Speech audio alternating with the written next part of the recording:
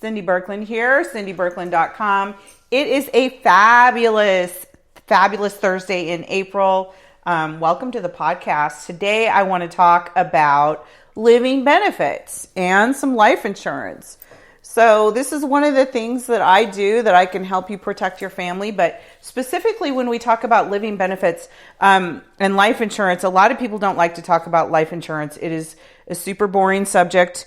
Most people, it's a very taboo subject because the idea is you have to die for others to get paid. And that doesn't sound so good to a lot of us. But what if you didn't have to die to reap the rewards of life insurance? And what I'm going to talk about that today is living benefits. So typically we think about, with life insurance, we think about a death benefit. If you die, your family or people you care about, they're your beneficiary and they get paid out if something happens to you.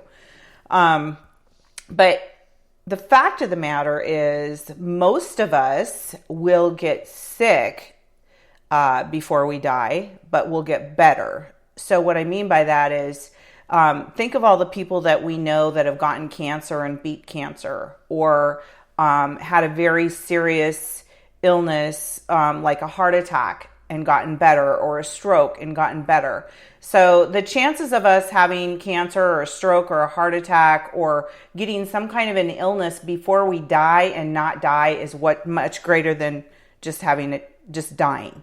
So it's really, really important that we understand that we need living benefits. And living benefits now, for most companies, most life insurance companies offer living benefits along with the life insurance package.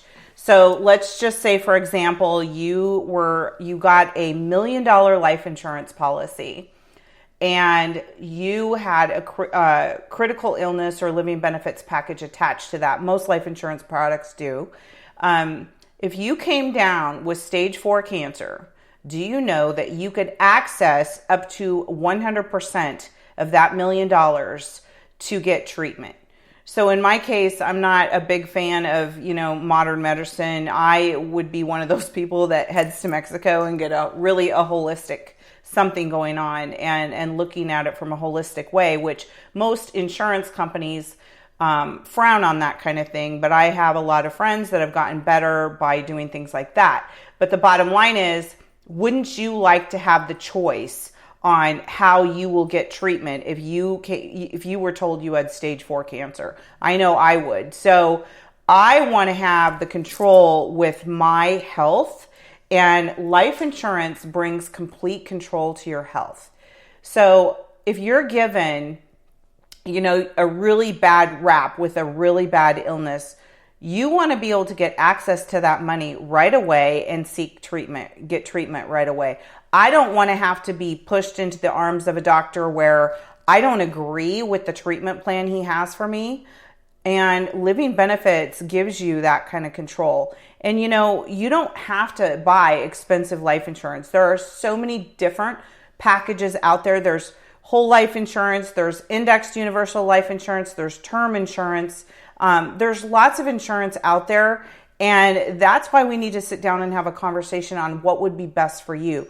Because the bottom line is, most people will go through their retirement because of illness. Usually as people get older, if you're 70 years old and get ill and you have cancer and now you just had to go through $400,000 worth of treatments, well, health insurance doesn't cover all of that to get you better. And let's say you had to come up with the other $400,000 on your own to get better so you don't die. Well, now at this point, you have no money for retirement. The money you did save for retirement has been used to keep you alive.